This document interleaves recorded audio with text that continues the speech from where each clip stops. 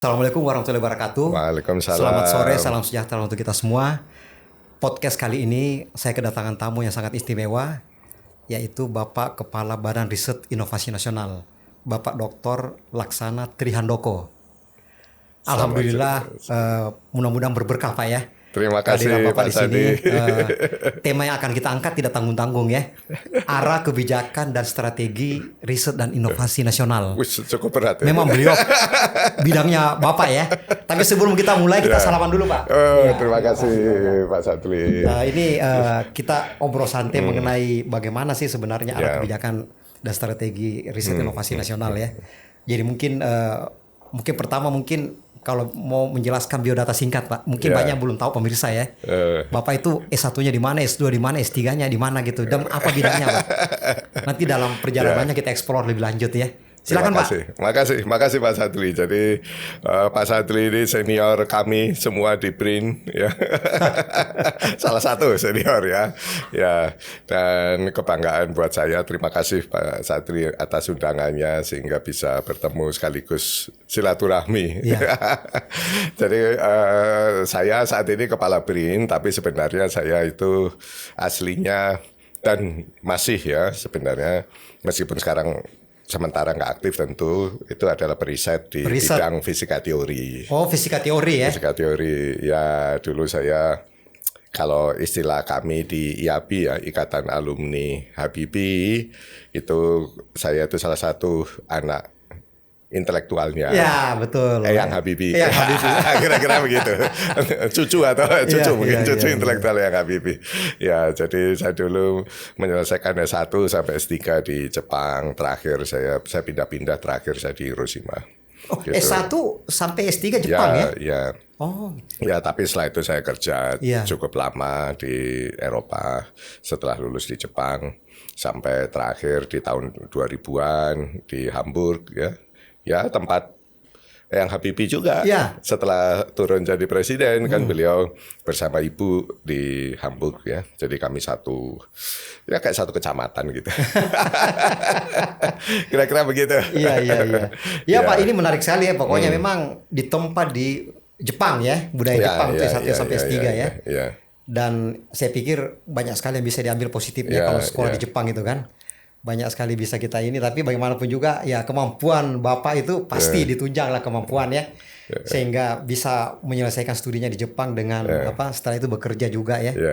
Ya mungkin kalau lihat tema ini Pak ya, tema kita sekarang ini bisa nggak digambarkan kondisi saat ini Pak mengenai riset inovasi di Indonesia ini? Ya. Jadi kalau kita bicara iptek ya secara umum dan secara khusus riset dan inovasi di Indonesia itu memang sebenarnya dari histori sudah cukup panjang gitu ya. Karena kita harus bersyukur ya pimpinan negara kita ini punya awareness ke iptek sangat tinggi ya. Sejak zaman Bung Karno ya kan, karena pada saat itu beliau mendirikan Batan, mendirikan Lapan, ya, kemudian juga bahkan LIPI, ya, gitu, kemudian dilanjutkan oleh Pak Habibie, ya kan, yang kemudian ada BPPT dan seterusnya, gitu. Tetapi memang kita sebagai komunitas, bagian dari komunitas iptek ini juga melihat ya bahwa banyak hal yang kita masih kurang ya kan, jadi sayangnya ya, jadi ternyata kok kita masih tertinggal jauh bahkan dari negara tetangga ya yang terdekat ya, khususnya Malaysia dan Thailand misalnya ya, gitu, banyak sekali begitu ya hal yang hampir di semua aspek begitu, jadi itu realita begitu ya. Nah sehingga ya kalau di Habibie Center ya, dari Habibie Center saya dulu juga membantu Habibie Center, itu jadi diskusi yang menarik memang ya, mengapa dan apa yang harus kita lakukan kan untuk mengejar ketertinggalan itu begitu. Padahal riset dan inovasi iptek itu penting. Kadang nggak ada negara maju tanpa itu, gitu ya. Intinya kan bagaimana menciptakan ekonomi berbasis pengetahuan, bukan sumber daya alam, tapi sumber daya pengetahuan. Dan itu hanya bisa dilakukan, ya, dan harus dilakukan karena ekonomi yang besar yang bisa membuat kita kaya itu ya ekonomi yang punya nilai tambah tinggi, ya kan? Nilai tambah tinggi itu hanya bisa diciptakan dengan pengetahuan. Pengetahuan itu apa? Ya melalui riset, ya, sehingga kita bisa membuat berbagai kebaruan yang kemudian jadi inovasi, yang menciptakan diferensiasi ke produk-produk yang kita ciptakan, dan itulah yang membuat barang yang tadinya aslinya kalau dari alam itu murah bisa jadi produk akhir yang nilainya beribu-ribu kali lipat bahkan ya. Gitu. Jadi sekarang tantangannya sangat besar, ya, apalagi di tengah globalisasi seperti saat ini. Ya itulah sebabnya kenapa kemudian ya sebenarnya salah satu solusi fundamental yang waktu itu banyak kami diskusikan ya itu sebenarnya sudah lama Pak Sadli ya. Sejak 2007 bahkan saya ingat ya. Memang harus diintegrasikan. Gitu. Karena pemain riset di Indonesia itu hanya pemerintah. Praktis ya hanya pemerintah gitu. Jadi sumber daya yang dimiliki pemerintah itu harus dikonsolidasikan. Supaya apa? Supaya pemerintah punya kemampuan untuk memfasilitasi. Gitu. Karena riset yang banyak itu harus dilakukan swasta, bukan pemerintah. Di negara manapun begitu. Ya kan? Nah, nggak mungkin swasta itu masuk riset karena riset itu high cost dan high risk. Biayanya mahal, sudah pasti overhead cost mahal langsung muncul, tapi hasilnya belum tentu ada, ya kan? Gitu, tidak mungkin ya. Riset itu memang seperti gambling kan. Kita dari 10 jadi 1 itu udah hebat, ya kan? Gitu. Nah, untuk yang high cost high risk itulah negara, pemerintah itu harus hadir.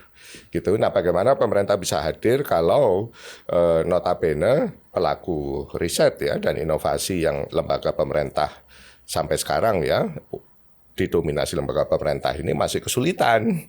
Gitu. Kalau dulu kan semua ya komplain melulu kan, kurang inilah, kurang itulah gitu ya. Nggak ada yang nggak komplain. Ya, ngurusi diri sendiri aja nggak bisa, apalagi gimana dia bisa menjadi enabler. Jadi bisa menjadi fasilitator. Kalau ya kan? kita melihat saat ini Pak, ini kan tugas BRIN berat sekali ya, karena mengintegrasikan beberapa institusi dulu kan. Ya, tapi kan ada itu sudah selesai. Itu perjuangan Bapak itu kan luar biasa ya. 2 tahun selesai gitu. Jadi mengintegrasikan itu. Kemudian kalau saya lihat di Global Innovation Index kita kan naik Pak. Oh ya, dari tahun lalu itu 60 berapa sekarang 54. 2020 sampai 2021 Indonesia tidak pernah beranjak dari 80-an. Iya, 80-an. Terakhir 85. Iya. Kemudian 75, 2022, kemudian 61 di 2023 dan 50, tahun ini 54. 54. Ya. Itu dan kira-kira itu setengah indikator itu terkait kami. Pengungkitnya apa itu kira-kira itu, Pak? Ya, yang bisa menyebabkan meningkat itu. Ya, jadi intinya adalah ekosistem. Ekosistem ya. Ya, yang paling mudah saja. Negara ini tidak pernah mengenal adanya postdoctoral system. Gitu. Jadi setelah orang S3, bagaimana kita bisa mempertahankan anak-anak yang sudah susah payah dia sekolah sampai S3 untuk bisa tetap berada di track sesuai passion dan kepakarannya melakukan riset. Tidak ada. Sehingga banyak orang yang sudah sampai S3 karena dia harus cari uang untuk makan, tentu saja dia akhirnya lari kemana-mana. Dan kalau sudah terlanjur established di perbankan misalnya, ya dia sudah lupa. Ya, betul. Sehingga mengapa kita mengirim mahasiswa itu sudah lama, ya kan? Tahun 60-an Bung Karno 12.000, ya kan? 12.000. Pak Habibie di tahun 80-90 5.000, termasuk saya ya. Gitu, hampir 70% tidak ada. Ya kan? Karena kita tidak menyediakan, kita pikir kalau sudah menyekolahkan selesai. Tidak padahal begitu. Setelah dia pulang mau diapakan gitu ya. Iya, justru setelah selesai S3 itu dia baru akan mulai. Ya. Tidak ada itu mainannya, tidak ada tempatnya, tidak ada ekosistemnya. Ya kan nggak mungkin anak nggak ngerti apa-apa, tiba-tiba pulang terus hanya ya tidak ada apa-apa.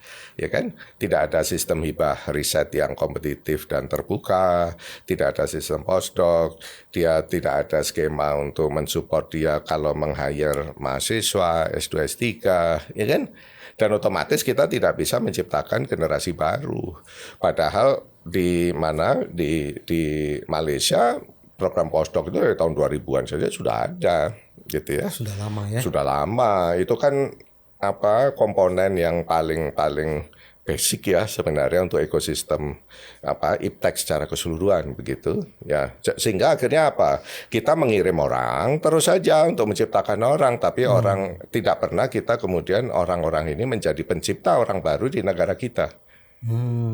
Ya kan, kalau ngirim mahasiswa keluar makanya waktu Pak Jokowi punya target penguatan SDM, kita ini kirim mahasiswa keluar banyak melalui LPDP, setiap tahun 1.000 sekarang. Ya, saya Dewan Penyantun LPDP juga dengan Bu Sri Mulyani dan Mas Nadiem. Ya, saya bilang itu bukan hal yang membanggakan. Mengirim aja gitu. Apa yang kita banggakan, mengirim itu nggak ada banggaannya. Dari Bung Karno kita mengirim, ya kan? Gitu. Yang kita banggakan kalau kita bisa menarik anak-anak itu untuk berkarir, bekerja, melanjutkan passionnya di negara ini. Itu yang belum pernah terjadi, ya kan? Kita selalu kurang aja, nggak punya alat, nggak punya ini, nggak punya itu, terus siapa mau datang? Ya kan? Sekarang kita sudah setiap tahun kita membuka 500 posisi untuk PhD holders. PhD, ya? Iya, di BRIN saja, gitu. Kita narik diaspora. Mulai tahun ini kita bahkan bisa rekrut, insya Allah ya. Ini belum keluar suratnya dari Menpan. Kita akan menarik para profesor kita yang berkeliaran di Malaysia dan sebagainya untuk bisa ke sini dan tetap jadi profesor. Gitu. Iya Pak Ya, RTA, ini ekosistem kan sudah dibangun ya. Ya. Kira-kira faktor krusial yang bermasalah itu kira-kira apa yang paling berat Pak? Bagaimana habit ini kan, bagaimana membuat ekosistemnya lebih baik? Kalau kita bicara komponen ya Pak Sadri, komponen iptek riset inovasi itu apa sih? Itu simple kan, hanya 3. Ya, yang pertama itu SDM unggul, bukan sekedar SDM ya, harus SDM yang jagoan. Jagoan ya. Yang kedua itu infrastrukturnya, ya mainannya, gitu sehingga SDM unggul bisa terus berkarir dan melakukan sesuatu. Kemudian yang ketiga baru duit. Duit itu nomor 3. Akan mengikuti kalau ada inovasi. Tapi yang pertama kedua ini yang paling krusial. Ya. Nah, itulah yang sejak konsolidasi BRIN itu yang langsung kami lakukan. Nomor 1 dan 2 dan 3 ini. Ya. Dan kita tidak ada lagi, Pak Sati nggak pernah dengar ada di koran, kita minta uang karena kita kurang uang, tidak ada. Ya. Karena kami mengelola semua sumber daya itu sekarang, termasuk yang dari dana abadi riset dan sebagainya. Ya. Kita punya semua skema SDM, ada 8, kita punya semua skema IPA riset, bahkan sampai ke ekspedisi laut, ya kan, sampai clinical trial untuk obat, pengembangan obat, ya, sampai IPA kompetitif yang standar dan segala macam, ya, gitu. Nah, tetapi ini bisa kita buat dengan cepat. Kita sudah mulai Januari 2022. Ya, dan sekarang bergulir terus kan, semuanya online, semuanya terbuka. Tidak hanya untuk kami orang BRIN, untuk kampus, untuk semuanya. Bisa mengakses. Karena ekosistem itu memang harus nasional. Tugas kami itu bukan ngurusi periset BRIN. Periset BRIN itu hanya salah satu komponen dari ekosistem riset inovasi nasional. Kami harus mengelola seluruhnya, termasuk kampus, ya, para periset yang notabene dosen di kampus, termasuk juga yang di industri. Oh, industri juga berarti? Oh iya dong, karena kita kan harus, industri kan harus utama dinaikkan. kita itu bagaimana industri bisa masuk ke R&D tanpa investasi yang besar. Ya, betul. Gitu, sehingga kita menghilangkan high cost, high risk tadi. Gitu. Nah, tetapi yang susah itu adalah SDM. Gitu. Kalau beli alat sekarang kita nggak ada alat 30 miliar, 100 miliar pun kita bisa beli semuanya dan kita belikan. Tidak ada kantor BRIN yang utama ya. Kalau yang di daerah yang itu memang itu yang bekas-bekas SKL banyak yang jelek, tapi kalau yang utama tidak ada yang jelek. Bagus-bagus ya. Ya, tidak ada yang seperti Asian Press lah. Kalau istilah Pak Presiden dulu ya.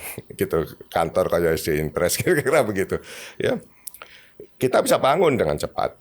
Ya, kapal riset kita juga beli armada baru sekarang dalam proses. Ini sudah proses ya? Iya. Wah, tapi kan bagus banget cukup waktu 24 bulan kan minimal untuk membangun. Yang susah itu SDM. Membangun SDM itu tidak gampang.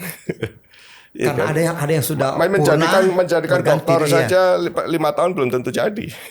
Ya kan? Iya, memang itu. Ini yang perlu proses. Padahal kita memerlukan SDM unggul di semua spektrum riset. Tidak hanya di semua bidang. di satu bidang pun spektrumnya banyak. Iya kan? Tidak bisa kan, tidak ada orang zaman sekarang, oh saya ahli mobil gitu, nggak ada, ya kan? Saya hanya ahli baut yang bisa untuk mesin mobil misalnya ya. Iya. Kan begitu. Sehingga kita harus punya itu semua. Itu kan para pakar SDM unggul ini. Untuk bersinergi. Ini yang tidak mudah. Tapi dalam proses. Oh iya, tentu kita sudah mulai. Makanya itu yang kita prioritaskan, tapi kan memakan waktu pasti. Tidak bisa menciptakan manusia itu setahun 2 tahun, tidak bisa, ya. Dan itu yang kita tidak pernah lakukan dulu.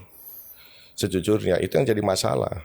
Gitu ya. Kita pikir mengirim S3 pulang sudah jadi, kan tidak begitu. Ada juga orang yang tidak mau pulang kan?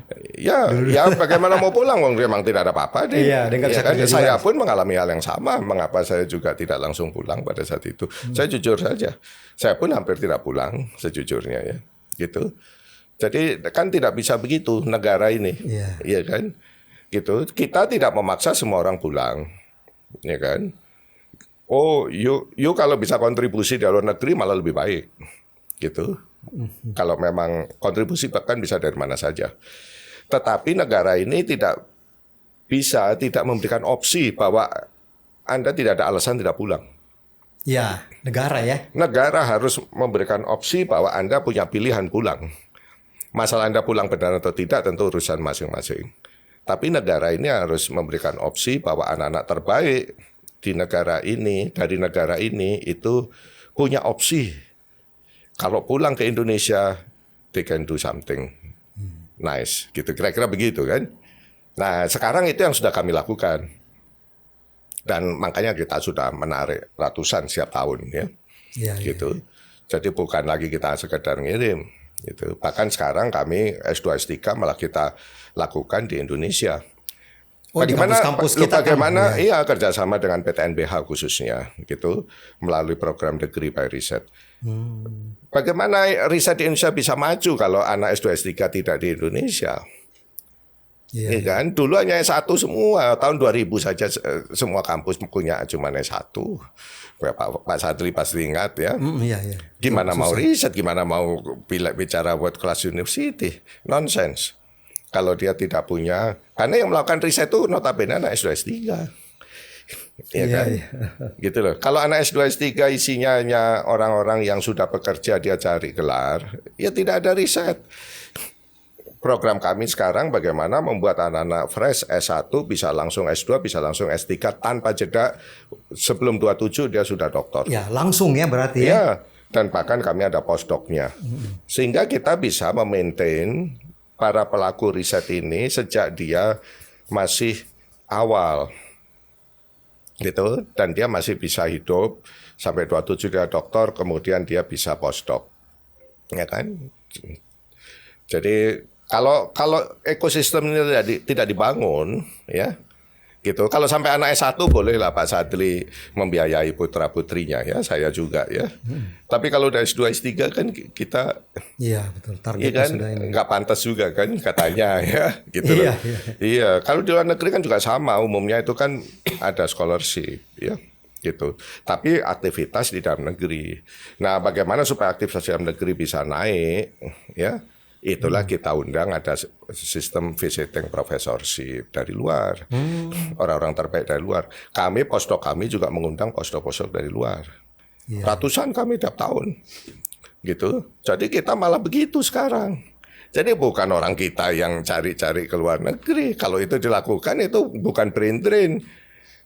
Aktivitasnya saja keluar, mencari-cari, patennya kan? Di sana yang dapat, bukan kita. Ya Pak Kepala, kalau kita melihat ini begitu. Perkembangan dari BRIN banyak sekali ya, baik publikasi internasional, kemudian paten dan sebagainya ya. Saya kira kan lisensi itu kan melonjak ya, dengan mengatur ekosistem itu selama BRIN ini ya. Dan ini betul-betul baru 3 tahun ya. Ya baru 3 tahun ya, dan kita nikmati sekarang ya. Memang sesuatu perubahan itu kan awal-awal kami memang orang menggerutu ya. Ya sakit Kadang-kala lah. belum Iya. bisa. Saya juga sakit. Iya. Kan saya bagian Bapak juga sakit pasti. dari keluarga besar komunitas ini. Iya. Saya dengar Sebenarnya dalam hati juga, aduh, Iya. pusat riset saya hilang ini.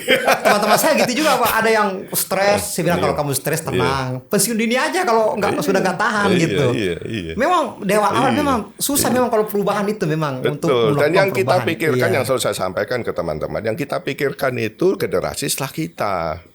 Bukan bagaimana kita survive, gitu. Ya kan, sudahlah. Yang kita ini sudahlah, ya. Tapi kan kita nggak bisa mewariskan pola kita ke adik-adik kita. Terus kapan negara ini bisa bangkit? Nggak mungkin, ya kan? Kalau ngurusi riset aja nggak bisa, ya. Iya. Membuat orang bisa riset secara kompetitif, open gitu. Terus ngapain? Ya, kan bukan untuk kita memang saya bilang. Nanti untuk generasi berikutnya untuk ya. adik-adik kita ini. Kalau kita kan sudah ya Kita udahlah, kita ini udah lewat ya. udah ya sunset. Iya Pak Kepala, kalau kita lihat perkembangan lingkungan strategis, kalau menurut Pak Kepala BRIN ini ada nggak role model di global yang dicontoh gitu, misalnya Eropa atau Jepang atau apa untuk BRIN ini gimana kira-kira itu Pak? Jadi saya selalu ditanya ya, tidak hanya oleh kawan-kawan di Indonesia, justru yang paling banyak tanya itu ke kawan-kawan saya yang di luar. Oh gitu. Waduh. Teman-teman funding agency. Karena BRIN itu kan bukan cuman pelaksana riset kayak LIPI atau BPT zaman dulu, tidak begitu. Kami itu funding agency sekarang. Funding agency. Itu funding agency itu nggak pernah punya negara ini sebelum ada BRIN. Itu belum memang ya. Iya kan, Bapak tahu lah ya. Iya. Gitu. Terus gimana bicara riset? Nonsense. Iya kan? Iya. Pak Habibie pun selalu kesulitan dulu. Iya kan? Gitu. Ya dulu ada Pertamina lah ya, kita tahu Pertamina, semua. ya Di awal-awal Pertamina dulu. Tapi itu kan nggak benar hal-hal seperti itu ya. Gitu. Bukan pola riset itu. Ya. Gitu. Kita nggak punya funding agency. Kita juga menjadi penyedia science based policy untuk semua KL sekarang. Oh iya. Ya, sehingga karena mereka sudah tidak punya semua kan. Iya. Sehingga kita bisa memberikan sesuatu yang lebih punya helikopter view yang lebih baik ya. Gitu antar KL tersebut misalnya. Nah, ini baru pertama Pak Sadli di dunia. Oh, pertama di dunia baru ini? pertama ada satu agency yang memegang mengurus 3 semua posisi kementerian lembaga juga ini. ya, betul. Umumnya executing agency ya seperti dulu BPT atau LIPI itu harus itu selalu normanya dipisah dengan funding agency. Iya. Supaya ada fairness dalam pengelolaan funding gitu ya. Makanya di BRIN mengapa kita bentuk ada deputi dan ada yang namanya organisasi riset yang sama-sama eselon 1. Organisasi riset itu eselon 1 ya? Iya, kalau periset itu masuk di organisasi riset. OR ya? Iya, OR itu. Itu mereka menjalankan tugas kami sebagai executing agency. Kalau deputi itu sebagai funding agency. Anggaran di sana semua tinggal proposal sebagian ya. besar. Iya. Gitu. Jadi kami menyediakan ada deputi infrastruktur yang menyediakan infrastruktur untuk semua orang di negara ini. Ada yang untuk fasilitasi, yang hibah riset, ada yang untuk sumber daya manusia, untuk mobilitas periset, postdoc, profesor, visiting professor dan sebagainya. Itu yang kita split. Sehingga pada saat awal teman-teman di OR kami itu, organisasi riset kami itu suka pada komplain, kok anggaran BRIN itu dipakai buat semuanya sih, kok nggak buat kita, gitu. Karena mereka berpikir, itu banyak pertanyaan juga ya, saya dengar mereka itu, berpikir masih kayak BPPT zaman dulu. Ada anggarannya disiapkan setiap tahun BIPA. BPT itu hanya untuk orang BPT, kan begitu. Kalau BRIN itu kan untuk satu nasional, gitu. Makanya kita itu kayak kementerian. Ngurusi nasional bukan ngurusi ASN-nya gitu ya. Jadi orang mau cari anggaran membuat sehingga proposal ya. Mengapa periset BRIN pun harus kompetisi untuk dapatkan apapun. Iya, betul ya. Iya, tapi kompetisi itu basic dari riset. Kalau riset tanpa kompetisi itu sampah pasti. Gitu. Nah, teman-teman saya yang di luar itu funding agency yang di luar itu kolega saya itu selalu tanya, gimana? How did you make it? Gitu. Karena ini baru pertama Pak Sadli ya. Gitu. Makanya saya sampaikan di internal kita pisah. Gitu. Di luar negeri itu semua pada pengen mengintegrasikan. Saya tahu persis kalau di Jerman itu ribet. Iya. Apa lembaganya? Ada Max Planck, ada Fraunhofer, ada Helmholtz. Max Planck untuk yang basic science, Fraunhofer untuk applied, Helmholtz itu untuk riset besar. Ada lagi Humboldt, ada lagi BMBF, segala banyak macam. Sekali, ya. Di Jepang juga sama di itu. UK yang sebelum kita yang berhasil mengintegrasikan hanya UK. Dari 9 menjadi 1 UKRI, ya, UK Research and Innovation. Tapi itu pun di dalamnya masih 9. Oh gitu ya. Ya, jadi makanya waktu saya ditanya, saya bilang, ya ini cara kita.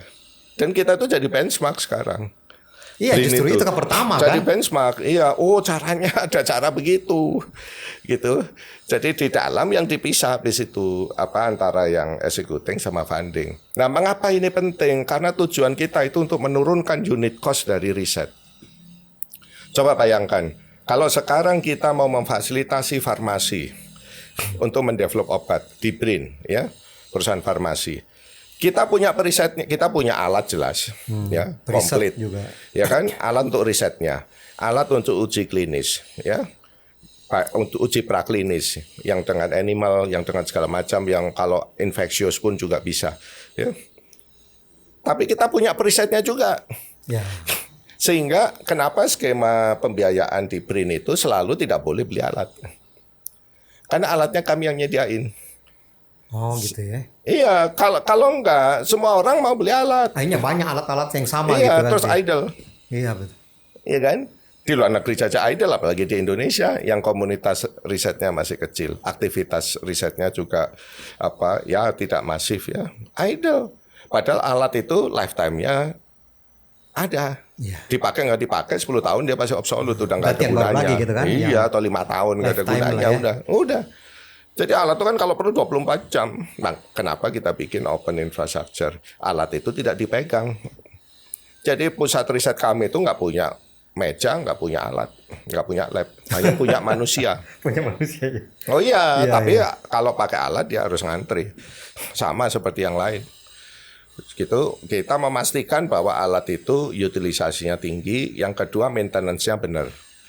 Dulu kan banyak, ya periset itu pintar, ya selalu.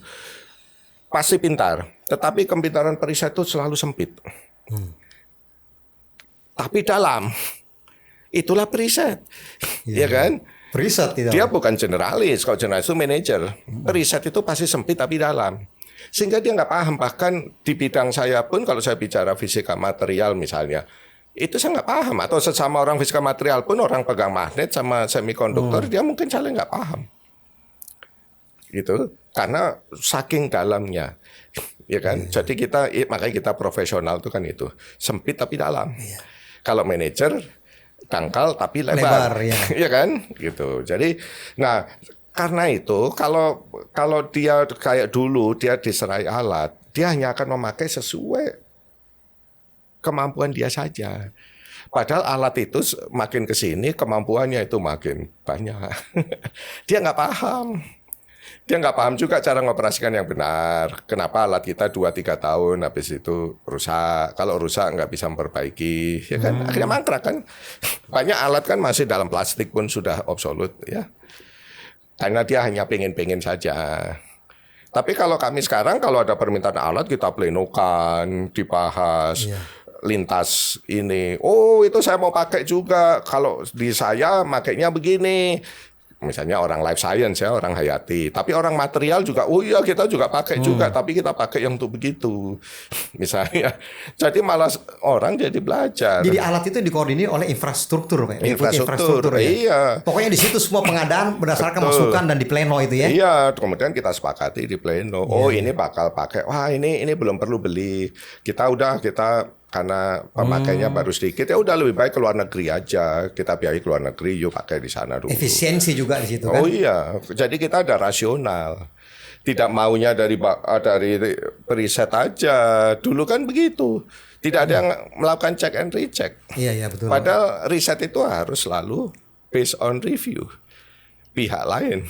Iya, yang Ya Bapak, kan semua riset pasti begitu. Iya. Kalau nggak ada begitu sampah pasti. Iya. yang Bapak sampaikan tadi ini, saya bilang bagus karena efisien ya. Iya. Karena ada lifetime. Iya. Cuma ada sebagian orang berkata ini sulit, ini orang antrian karena pakai alat. Itu Loh, gimana iya. mengatasinya itu, Pak? Loh ya bukan, kita ada catatannya Harus ada karena semua log online kan. gitu ya? Oh iya, semua online. Kita selalu lihat itu. Oh, ini ada iya. SRD-nya di sini. Oh, kok antriannya banyak, dan kita lihat siapa yang pakai. Oh, banyak orang Sumatera di selatan, banyak orang. Oh, oke, kalau gitu di Lampung kita taruh. Jadi Misalnya. dipantau lewat aplikasi Iya, gitu. Kalau sehingga kita tuh ada basisnya, bukan sekedar pengen, tapi benar-benar butuh. Berbasis kebutuhan, bukan berbasis keinginan. Kira-kira begitu. Iya kan? Kan kalau orang suka-suka kan pusat ini mau pinta Iya. ini akhirnya nggak efisien sekali memang. Ya kan dulu yang terjadi begitu. Iya. Kita banyak alat mangkrak. Iya, Ya. banyak seperti itu yang dulu. Akhirnya harus kita buang karena sudah Semua mau latanya beli selesai. alat yang sama lagi. Waduh, itu Iya. yang berat banget itu. Dan seolah miliknya sendiri. Iya. Dan bagaimana satu tim bisa punya alat harga 15 miliar, wong dia dipanya aja kalau dulu nggak mungkin Iya. lebih dari 1 miliar. Ya kan? Makanya alat-alat mahal ini kan prioritas ya. Iya, tapi kalau sekarang kita beli alat apa aja bisa. Kita ada alat yang 350 miliar. Waduh, itu sampai segan. Ada. Ya kan, gitu untuk lihat struktur protein misalnya. Ya, nggak masalah. Gitu. Iya. Jadi tapi kan bisa dipakai semua orang, termasuk teman-teman di kampus dan sebagainya. Ya, kampus bisa juga ya, kerjasama ya. Kan tidak mungkin kan kampus mau punya alat seperti itu. Untuk infrastruktur pendukungnya aja sudah habis biaya berapa? Belum bayar listriknya, belum PAC-nya, ya kan? Pokoknya berat lah kalau kampusnya mau sudah nggak alat mungkin mahal lah.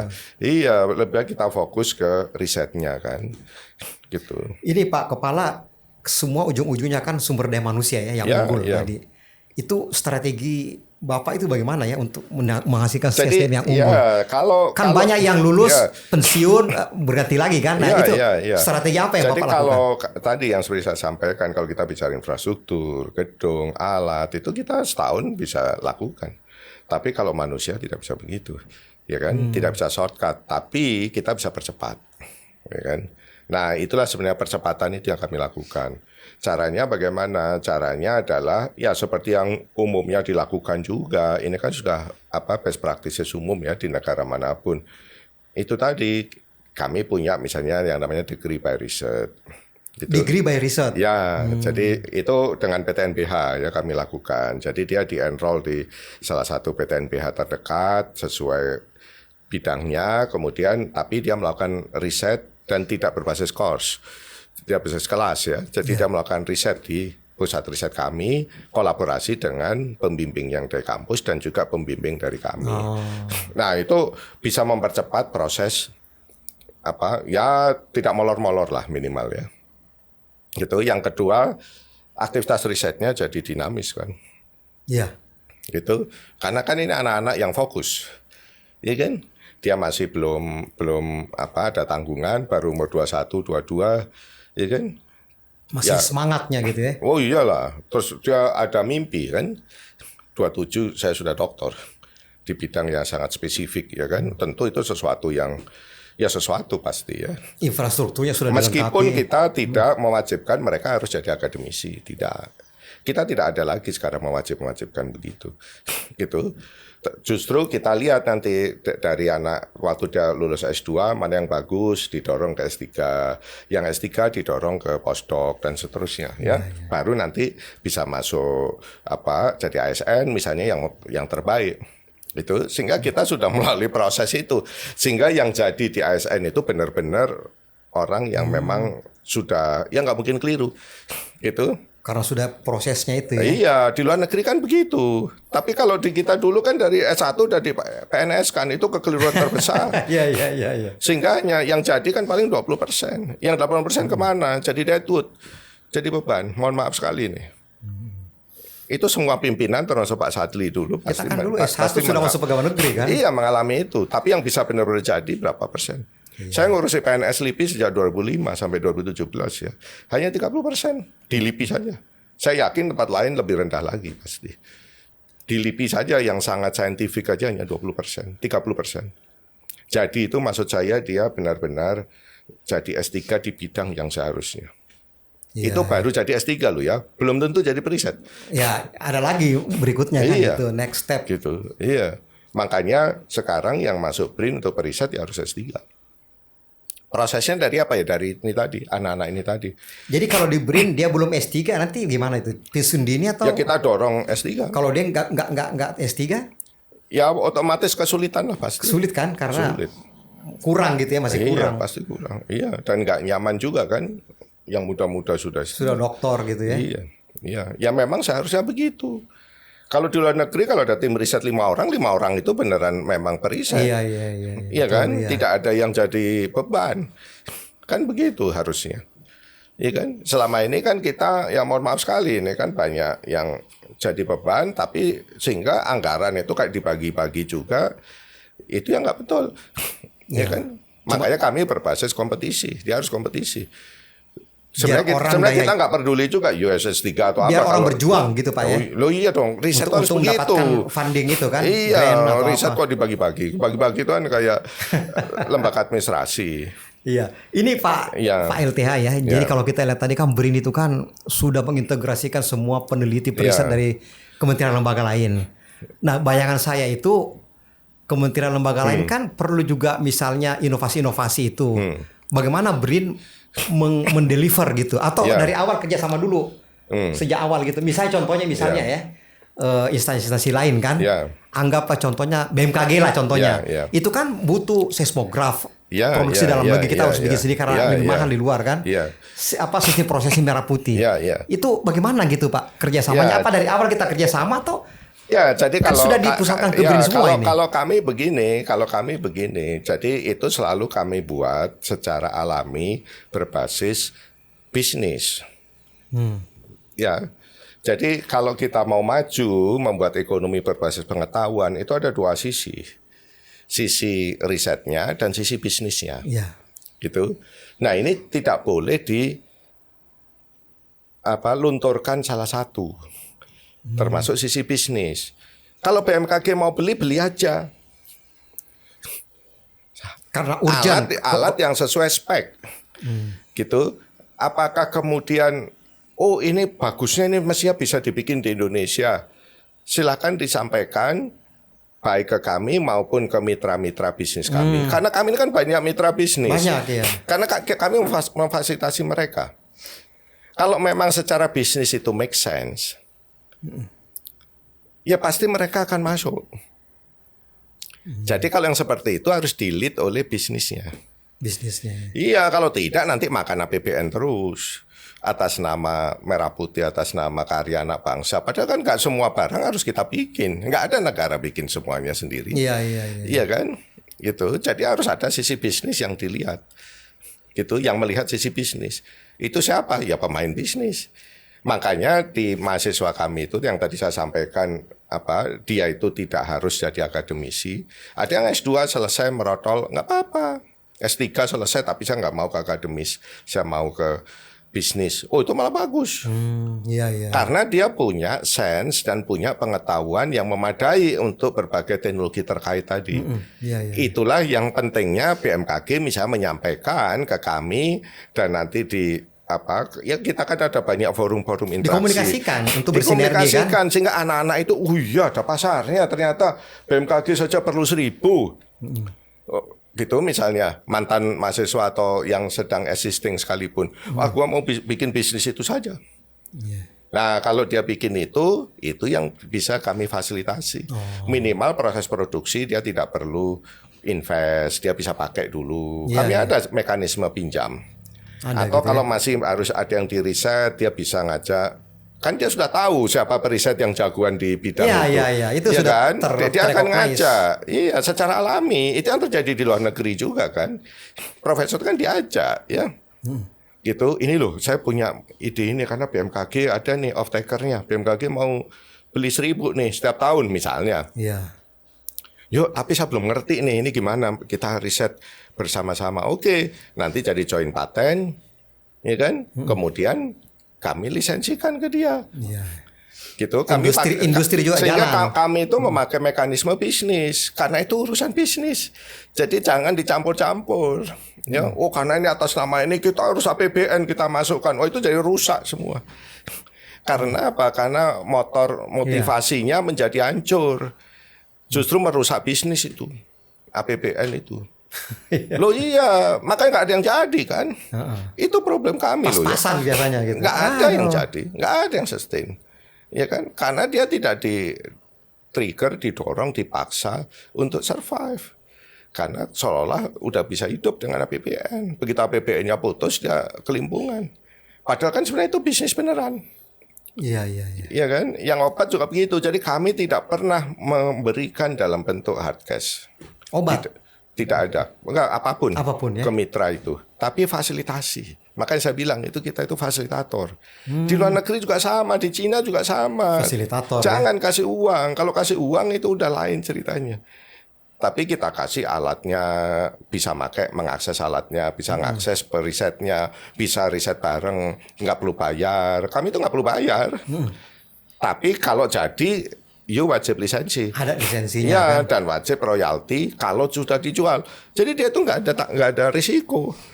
Kalau belum laku, ya dia nggak perlu bayar apa-apa kan. Iya. Tapi kalau laku ya bayar lah 5%, 10% atau berapa sesuai kesepakatan ya. Misalnya. Nah, model-model bisnis ini yang kita bangun begitu ya. Itu sudah bukan hal baru sama sekali. Itu kan hal biasa kalau di luar. Cuman kita nggak pernah melakukan itu. Sehingga jadi artifisial. Kita. Selama ini jadi artifisial kan. Terus ya kan seolah-olah lisensi. Padahal nggak ada lisensinya. Akhirnya begitu mandek semua. Nggak ada yang sustain. Iya Pak Kepala BRIN ya. Bagus sekali penjelasannya Bapak ini. Kalau status saat ini Bapak lihat itu kira-kira yang diidam-idamkan Pak Kepala BRIN itu seperti apa sih sebenarnya posturnya yang ideal gitu, yang ya itu bukan yang saya idamkan ya gitu. Kalau saya kan melihatnya sesuai bagaimana kita bisa menjadi solusi. Ya kan gitu. Makanya mengapa sih kok dibuat organisasi riset dan deputi yang terpisah begitu? Ya karena itu tadi, karena kita harus jadi funding agency dan harus jadi executing agency juga. Ya kan harus punya periset. Kenapa harus punya periset? Karena kalau punya periset, fundingnya ini jadi murah. Iya kan, gitu loh. Kalau di luar pun mereka juga ngelihat itu jadi pengen teman-teman saya itu. Karena selama ini kan mereka kalau ngasih hibah itu ada biaya perisetnya, ada biaya beli alat, ada semua. Ya kan? Membengkak gitu. Jadi membengkak sekali. Padahal riset itu murah. Riset itu murah. Selama nggak bayar orang, nggak beli alat. Murah. Paling 50 juta, 100 juta umumnya riset bisa jalan setahun. Yang penting ada alat, fasilitas kan. Tapi harus ada alat. Orang bisa ngakses alat, ada manusianya kan itu. Ya. Nah, sehingga kami itu selalu orientasinya ke situ. Solusinya apa? Masalahnya apa? Kita cari solusinya apa. Udah begitu saja. Gitu. Ya memang itu tugas kami kan, gitu. Nah, karena kita kan harus cari solusi ya. Gitu. Jadi bukan harus seperti ini seperti itu, tidak. Iya gitu loh. Masalahnya aja apa sekarang? Masalahnya begitu ya, kita cari alternatif. Nah konsekuensi dari itulah kemudian BRIN itu menjadi seperti sekarang gitu loh ya. Jadi bukan dibalik. Bukan punya mimpinya begini, tidak begitu ya kan. Kita berangkat dari masalah konkretnya, masalah real yang memang sudah berdekade-dekade kita alami. Kami ini kan keluarga lama ya, komunitas ini gitu. Jadi bukan orang baru. Jadi kan kita semua sudah tahu sebenarnya problemnya. Iya. Iya kan? Cuman cara ngatasinya gimana? Kalau dulu kan seolah pokoknya anggaran kurang. Anggaran selalu kurang. Emang gitu. kalau anggaran dikasih selesai, tidak. Ya kan? Buktinya kami dengan orde anggaran yang masih sama bisa melakukan banyak hal. Ya ini Pak Kepala BRIN yang satu contoh aja ini misalnya ya. Sudah lama sih sebenarnya. Negara kita kan negara luas banget ya, 23-nya laut. Dulu itu kita ada program pembangunan satelit pengiriman jauh operasional. Persis. Ya, dulu ada 8. BPT saya juga ikut, kebetulan saya juga pemain. Iya, betul. Tapi sampai sekarang itu kita kan belum punya operasional. Kira-kira di BRIN ini ada kesana nggak Pak? Iya. Ada Jadi kami kan juga menjadi nuclear agency dan juga space agency. Seperti halnya 8 Batan dulu kan sebagai representasi di luar ya. Tapi kita sekarang punya program yang komprehensif mengenai itu, gitu. Dan make sense secara bisnis. Itu dulu. Gitu. Karena kalau bicara nuklir dan space, ya, antariksa, itu kan bukan bicara risetnya saja. Banyak yang ikut di situ ya. Loh iya dong. Karena itu kan barang yang sudah established. Nggak bisa kita bicara riset saja. Ya kan, kalau bicara riset saja nggak ada yang nanggepin. Gitu, jadi misalnya seperti yang sudah Pak Sadli tadi terkait dengan Indraja, remote sensing, ya kan? Ya, salah satu contoh ya. Iya, ya. Dan itu yang kami sudah lakukan sekarang. Kita langsung bikin perencanaan, kita membuat konstelasi satelit Nusantara 20 satelit remote sensing. Oh, 20 satelit ya? Kombinasi optik, konstelasi, kombinasi optik radar, ya. Iya. Baik yang ekuatorial maupun yang polar. Polar ya. Gitu. 11 satelit Pak ya? 20. Oh 20 ya? Kenapa harus 20? Karena kita itu negara yang kebetulan panjang, ya kan? Bukan kontinen, banyak lautnya. Tidak ada cara lain kecuali kita tergantung satelit. Artinya negara ini mungkin satu-satunya negara yang memang menjadi off-taker satelit yang sudah nggak punya alternatif yang lain. Betul. Ya kan? Dan realitanya kita beli data setiap tahun. Data, betul.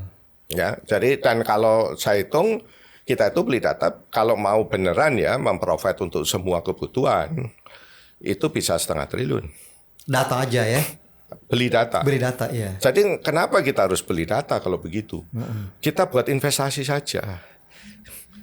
Buat bisnis space ekonomi berbasis data remote sensing. Iya. Iya kan?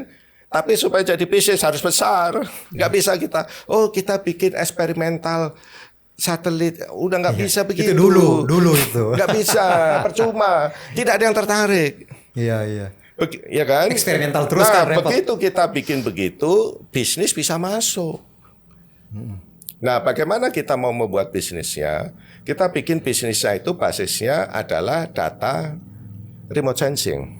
Nah, tapi kalau hanya ngasih data, tidak ada yang akan bisa bisnis.